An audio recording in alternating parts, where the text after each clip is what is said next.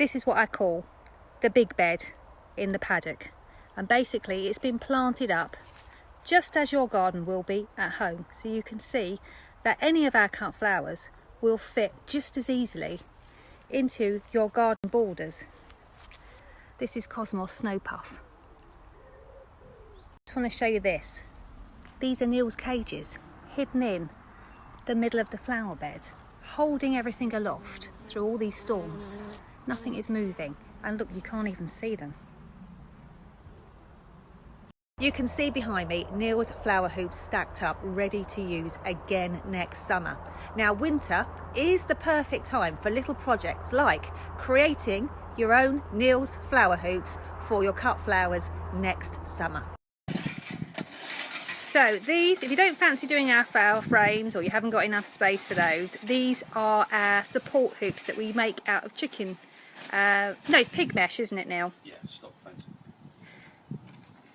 So Neil is just counting round 18 squares, so it's nice and simple for you. And then what we'll do is we'll wrap this round twice, and that gives us a 50 centimetre diameter ring. 50 centimetre diameter ring. And then what are you doing next, Neil? I'll cut it now. We're cutting it. Let me come in and have a look. There we go. Just got ordinary pliers. It's too cold to stand outside, so I'm going to stand here and talk to you. So in the videos, Neil is using L9, which he says is 2 to 2.5 millimetres. Now you can get something called a C10. I don't know why I'm telling you all this. I've got no idea what I'm saying.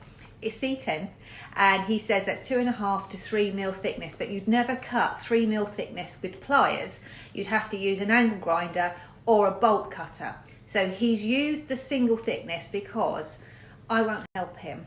I won't stand there and hold it because I've got things to do. So to be inclusive, we're using the thinner wire, the L9, but we absolutely know that you can use C10, but you need to have someone to help you and some bolt cutters or an angle grinder to do it. So that's wrap twice. Wrap twice. And then what I do is I'll wire it. Okay, perfect. Give that 1 minute. Okay, I'll hold it. He's going into his man cave.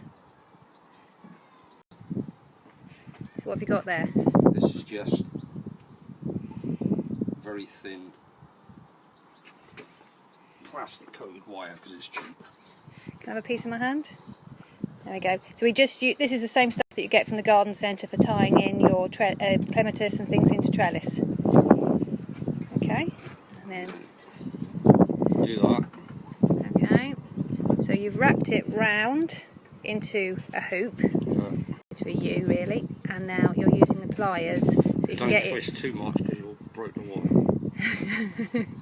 You can't say that when you've got wire in your mouth. Don't twist too much, he says, because otherwise you'll break the wire. Next one. There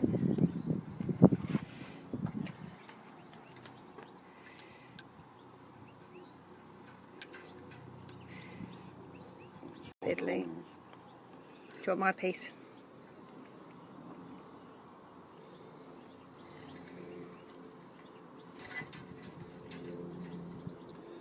Once it's started, it's easy. It's the pressure of filming, that's what it is. There we go. Perfect, thank you very Do much. every joint, Every joint. and I do every single one round.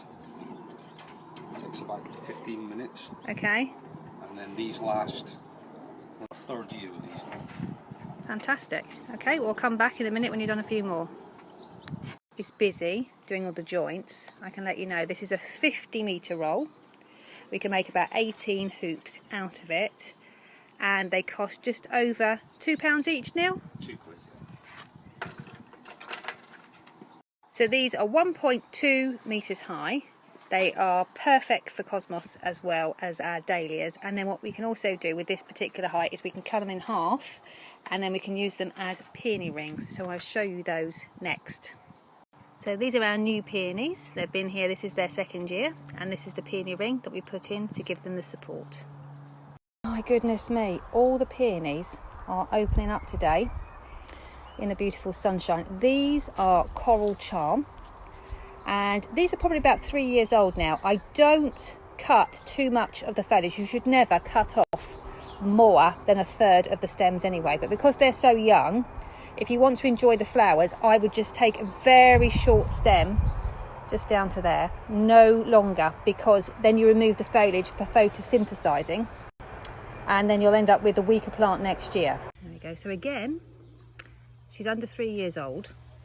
I think this is her 3rd season in my garden now, and you can see I just deadheaded or used short stems. They're so heavy and big anyway, and she's just grown so well. She's absolutely huge now. As well as providing support, they also protect your plants from storms, which we do get from time to time. And rather annoyingly, just when the dahlias are in full leaf and looking magnificent, a storm comes rolling in off the Atlantic and gives us a right old battering.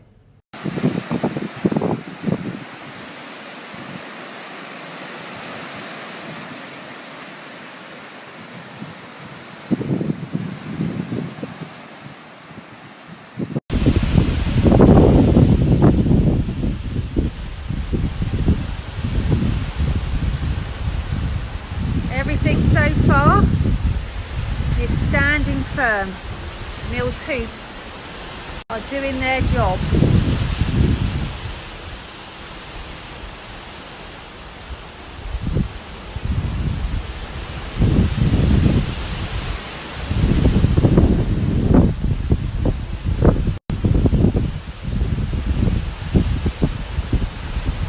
This is our tuber, which we're going to direct plant, and we're burying it so that it's just deeper than the crown.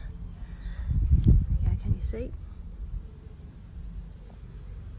And Neil said to mention we use a dripper hose here because the garden is just too big for us to hand water, and it's just above where the dahlia is going to be, which means we only have to switch the hose on for a few minutes each day. Was it about 30 minutes a day? Yeah.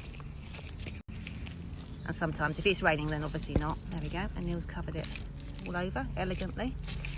And then next he's going to put in our cages. There we go. So the cage has gone on, and then Neil's going to secure it into place. It's obviously it'll blow away otherwise, with a cane. And then going to tie it in with string. Here is one that we did earlier. And we also need to pinch this dahlia. I've saved it so I can show you. So can you see that he's tied it in here? Stop shoving me out of the way. And here at the top. So that is not going to go anywhere if we get a storm, which we will. Neil wants me to mention that there is no string in the middle of the cages because the plants need to grow up. He is stringing between the cages so that if we get a storm, it holds them in place so they don't move anywhere. And it is very tempting, I know, you're thinking, look at that gap. Look at that gap there. That's a space. When the dahlias start to grow, and I will show you a picture in a second, when they start to grow, you will be amazed. There is no room left. And if you plant a dahlia or anything else in that gap, it will eventually get smothered.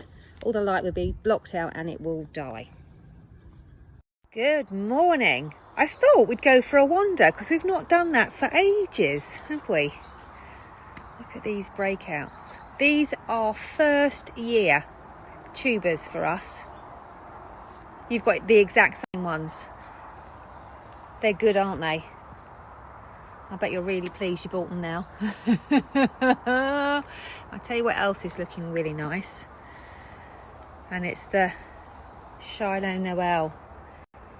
Almost glows in this light. Neil's tucking his babies in. This is the use of clothes pegs these days. Snug as a bug. This town is looking like a ghost town. Look at all of this.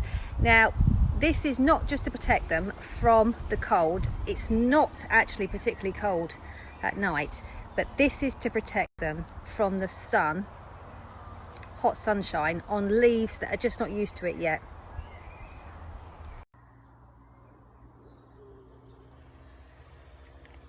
Now normally, if by now, I would have taken the fleeces off because they've been out here long enough. However, it's going to be really, really hot tomorrow. And remember I said, because they've got quite big leaf surfaces, if it gets really hot, they tend to collapse their leaves in fright that they're going to be dehydrated, even though we're potentially throwing gallons of water on them, but they don't know that. So I'm going to leave these in place until probably, I think, Wednesday or Thursday next week, and then they should be able to come off for good. But they're so happy and they're doing so well, it just seems silly, doesn't it, to take them off.